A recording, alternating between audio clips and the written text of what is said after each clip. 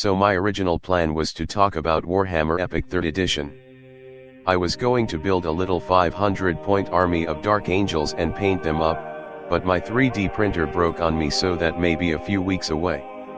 In the meantime, I picked a random Dark Angel ship and thought I'd like to talk a little about it.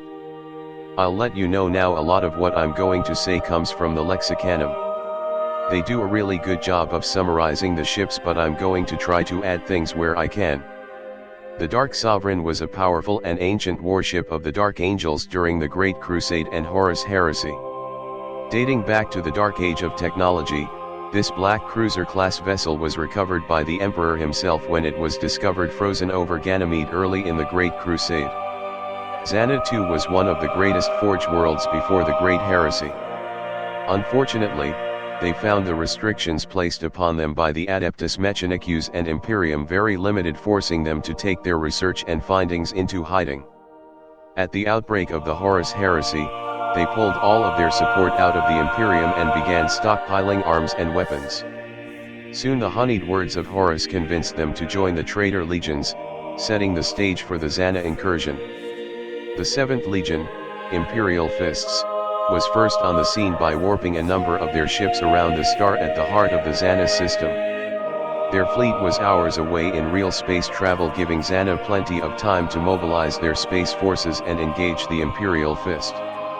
Just as the two fleets clash, the Dark Angel ship exits warp space in the atmosphere of the Xana gas giant behind the enemy fleet, giving the Imperium a distinct advantage in the battle. As far as fielding the ship in battle fleet Gothic, I'd use a Imperial Dominator class cruiser.